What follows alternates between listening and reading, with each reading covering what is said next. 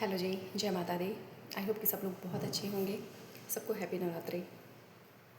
एक हम सब लोग जो जानते हैं कि ये कर्म का जो खेल है, अगर हम सही हैं, हमारे साथ कोई गलत कर रहा है या जो गलत है वो गलत जो काम कर रहा है, पिछले जन्मों से पता नहीं कितने जन्मों से हम सब लोग ये सुनते हैं ज्ञान की बातें। और हकीकत भी है कि कर्म कहते हैं ना, पीछा नहीं छोड़ता।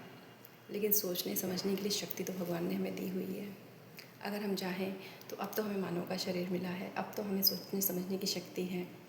तो अगर हम चाहते हैं कि हमारे कर्म जो बंधन है, जो हम नहीं चाहते हैं कि हमें इन चीज़ों का फिर से सामना करना पड़े, तो हम अपने स्वार्थ को छोड़ के, अपने दिल को बड़ा करके, अपनी सोच को बड़ा करके हम उस कर्म बंधन से मुक्त हो सकते हैं।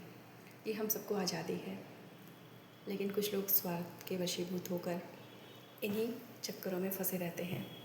और सब लोग जानते हैं कि कितने 84 लाख पता नहीं कितनी सारी योनियाँ हैं कि हम लोग कीड़े मकोड़े पता नहीं क्या क्या बन के तब जाके ये मानव का तन पाया है हम सब ने।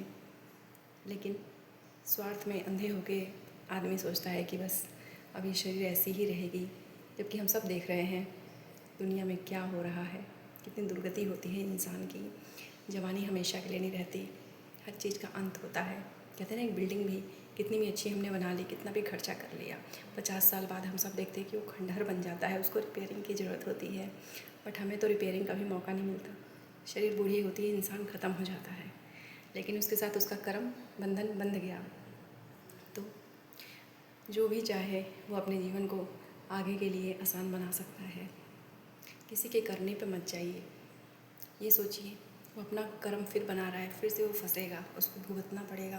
कोई किसी का कितना भी सगा हो, कर्म के बंधन से नहीं बचा सकता। भगवान एक जो कहते हैं ना, पेट में बच्चा भी आता है, उस पर भी दया नहीं करते। जबकि सोचिए उसने कौन सा ऐसा पाप कर दिया होगा। क्यों? क्योंकि वो एक बॉडी है, लेकिन आत्मा उसके अंदर हम सब जैसे ही है, मैच्योर, जो कि एक बॉडी के फॉर्म में है, छोटे बच्चे के रूप में। तो अगर चाहते हैं कि आगे हमारा जीवन आसान हो, हमें दुख ना भुगतना पड़े, क्योंकि कहते हैं ना, चीज़ों की कमियां हम सह लें, लेकिन कुछ दुख ऐसे होते हैं जो पैसे से भी हम उसको ठीक नहीं कर सकते।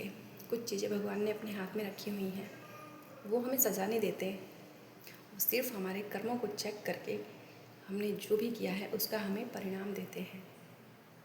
क्योंकि एक कहते हैं ना, फिज़िकल बॉडी में हम हैं, देश में रह रहे हैं जिस, वहाँ के कानून के हिसाब से हमें अपने जीवन को मर्यादा में रह के जीवन को पालन करना होता है, जीवन को जीना पड़ता है। अगर हम गलत करते हैं तो उसके लिए कानून है।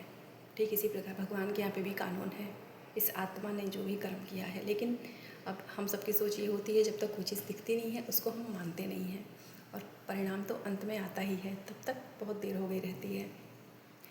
तो कृपया करके अपने जीवन को आसान बनाइए, किसी के कर्मों पे मत जाइए। कौन क्या कर रहा है, अपने सगे हमें खुद बनना है। जय माता दी।